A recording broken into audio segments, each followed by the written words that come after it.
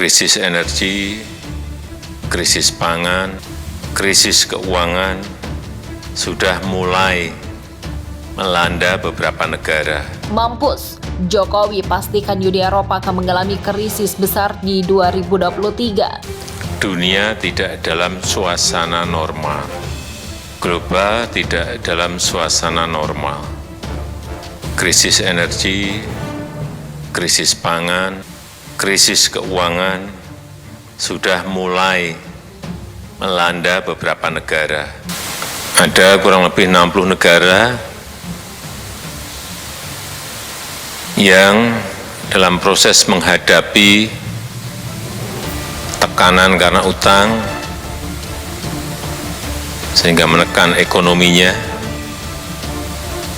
tidak ada devisa, dan masuk pada yang namanya krisis ekonomi, krisis keuangan negara itu.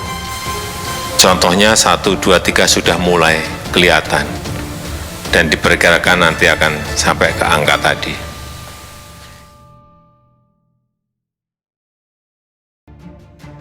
Ada perang, ada krisis pangan, ada krisis energi, ada krisis keuangan, tapi kita patut bersyukur Indonesia di kuartal kedua masih tumbuh 5,44%. Dan di kuartal ketiga kita tumbuh lebih kuat lagi di 5,72%. Inflasi juga bisa kita kelola di angka di September karena kenaikan harga BBM naik menjadi 5,9%. Tetapi di bulan Oktober inflasi kita sudah bisa turun lagi di angka 5,7%.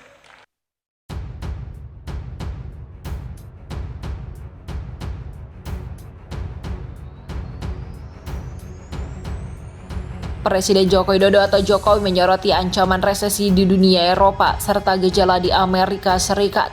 Gugatan Eropa di WTO yang akan membawa dampak dalam waktu dekat pada 2023. Betul-betul kita waspada, piper Jokowi dalam agenda pertemuan tahunan Indonesia pada Rabu. Lebih lanjut, Jokowi menggunakan kondisi ekonomi global kini rumit sejalan konflik geopolitik dan isu perang dagang antar Republik Indonesia dan Eropa yang belakangan kembali memanas meskipun tak berdampak secara langsung. Jokowi menilai hal tersebut dapat mempengaruhi laju pertumbuhan ekonomi sektor ekspor Indonesia pada tahun ini. Tahun lalu melompat tinggi sekali, tapi hati-hati tahun depan bisa menurun karena problem Eropa yang belum selesai. Terlebih lagi ekonomi mereka juga menurun karena suku bunga acuan di sejumlah negara Amerika Serikat hingga Uni Eropa juga semakin menambah tantangan perekonomian Indonesia di tahun depan. Uni Eropa juga sama perlemahan ekonomi resesi, sehingga kapan ya tinggal tunggu saja, kata Jokowi mengacu pada hal tersebut. Target investasi nilai juga angin segar yang dapat mendorong rekrutmen, karena Jokowi menghimbau untuk seluruh pemerintah mempermudah laju pendanaan modal pada investor di Indonesia.